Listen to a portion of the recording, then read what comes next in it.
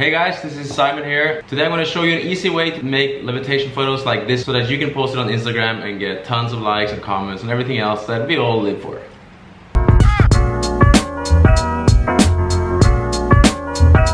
Okay, so what I want to show you guys today is how to create levitation photography. One of the reasons I want to do that is because I posted this photo on Instagram in July last year. It's one of my most popular posts so far, and a lot of the comments and stuff are people asking, how do you do this? I'm going to show you guys how you can create this kind of photos yourself. So what you needed to create these photos is a camera. Doesn't matter what camera you have, you can do this with an iPhone, you can do this with a DSLR, whatever you have. Preferably you have a tripod. If you don't have that, you can use a chair, a stool, or anything else. And then you need something for you to sit on to make you levitate up. You can use a stool, a chair, whatever you feel like. First I want to show you guys how we shoot this. So just follow me and we're gonna take the shots. Okay, so the first thing you want to do is to plan out your shot. So I'm thinking I'm just gonna shoot it this way. It's the exact same spot that I shot it last time. So I'm gonna clean up that area, but first I'm gonna set up my camera. Preferably you can use a tripod, but if you don't have it, you can just put the camera on a chair. The most important thing is that the camera stands completely still because we're gonna do a few different photos. So you cannot have someone holding it because it's just not going to work out, and you'll understand that later when I show you the editing.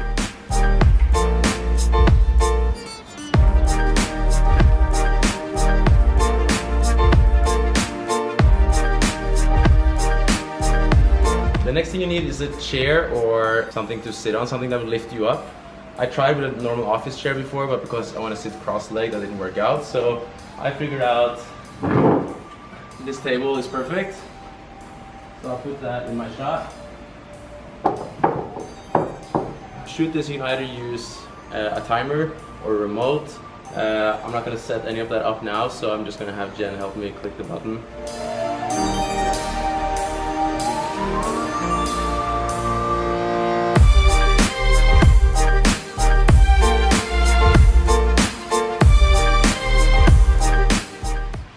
Okay, now that we have the photos, I've already imported them into my laptop, and I'm going to show you guys how I do the editing process from here. So these are the photos that I selected to work with. As you can see, you have to have a straight shot of the background with nothing else in it, and then I have the picture of me sitting on the stool. I think I'll go for this, I guess. I open these two. First thing I do is some raw adjustments. I always do that to all my photos. I like to use the presets from Visco. Yeah, I like this. I bring up the shadows, take down the highlights. This is just how I like my photos to be. I mean, you can have your own style. I just want to do this before I move any further in the editing process. So highlights go down, whites down, shadows up, blacks up a little bit. I like to sharpen my images a little bit, and then I'll remove the grain. I can add that later if I really want it. Okay, and then I have to make sure that both photos look exactly the same. If I now flicker between these, actually there's some difference in the white balance. I should fix that straight away. 5,700. So I'm just copying the numbers from the other one. 5,700 plus 8. Okay, now these two look pretty much the same. Okay, I'm gonna open both these photos. So what I want to do now is to take the top photo and drag it over the bottom photo. I always think in terms of foreground and background. This will be the top layer since it's the foreground, and I want to add that on top of the background.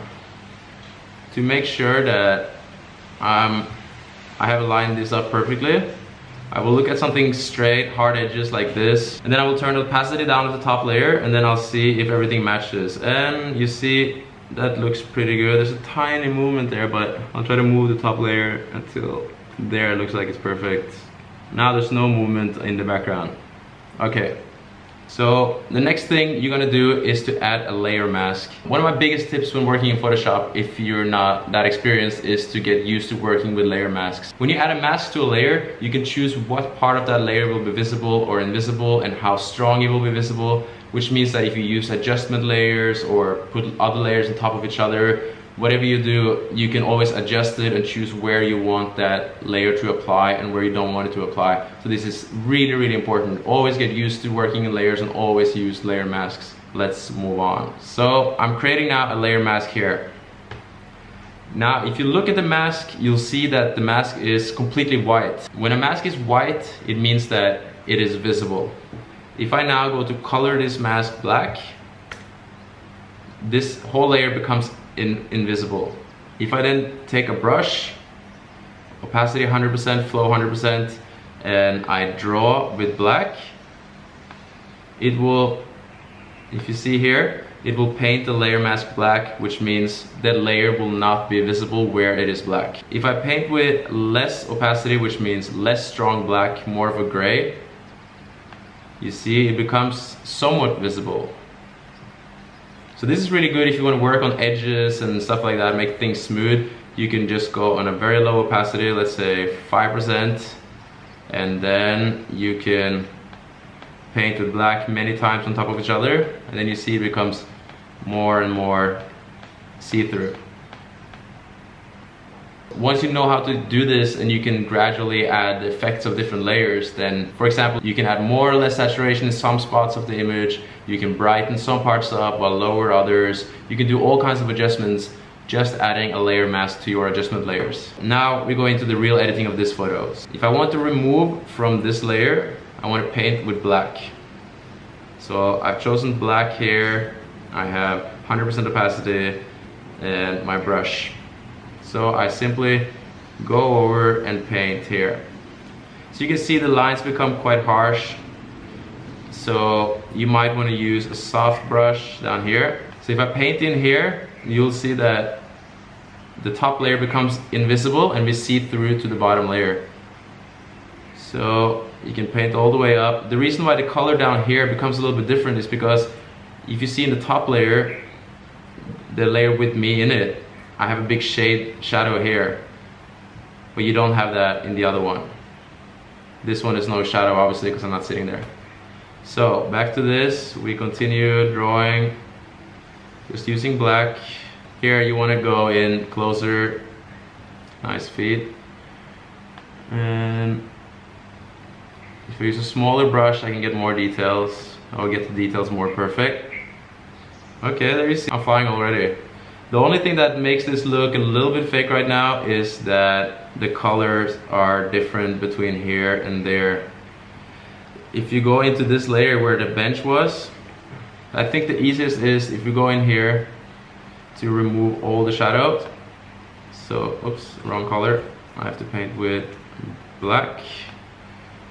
Remove all the shadows. Now it looks even under. This picture is already enough to fool most people, I think. If you want to do an extra advanced bonus exercise, you'll add a shadow, and I'll show you how. So, if we add in a curves layer, which you can use to brighten or darken your image, if I now pull that down, you see everything becomes darker. And now I'm going to show you the power of using masks. So I take this down to this much, which would be a good shadow, and then I fill the mask with black so that you can't see it. And then wherever I want it to be visible, I can paint it in. But that becomes a little bit harsh, so I'll rather do more strokes with less opacity so that we're slowly getting the shadow we want. So I just paint in here, a little bit shadow from where we're sitting. Something like this. And if you alt click the mask, you can actually see what you have drawn. So it's quite white here already. There we go. I think that's pretty good. There you have it. This is a cool levitation photo, and what I do now is that I will put it on my phone and do the last filter and editing with Snapseed, because I want the photo to look like the rest of my photos on Instagram. And also, if you add one layer on top of this with maybe a little bit grain in it or something like that, it will cover more of your editing mistakes. Not that I have any, but if you have any editing mistakes, then you can cover it a little bit more with these filters. So if you haven't seen it yet, I recommend checking out this video. This is how I edit my photos on my phone for Instagram, so that the whole feed looks good together. And this will be the next step for this photo. Now that you know how to do levitation photography, you can do all kinds of cool stuff. You can take this to the next level by bringing that stool out with you, and you can shoot stuff like this or like this, which I think are awesome and give endless opportunities for cool ideas and cool editing. That's it for this levitation photography tutorial. If you're not experienced in Photoshop and you thought that part seemed difficult, it really isn't. All you have to do is to learn to think in layers, so that you can have your background layer without you and the stool, the foreground layer with you and the stool, and just cut out the pieces of the foreground layer that you don't need to make the photo complete. If you like this video, please give it a thumbs up. Please subscribe for more tutorials. I'll try to be better at releasing them more regularly. And if you have any suggestions, anything you want to learn, anything you see on my Instagram that you wonder how I done, but then you can just send me a direct message or put it in the comments here. I read every comment, I try to reply to everyone. When you post your levitation photos on Instagram, please send me a direct message. I would love to see them and I'll give you some feedback.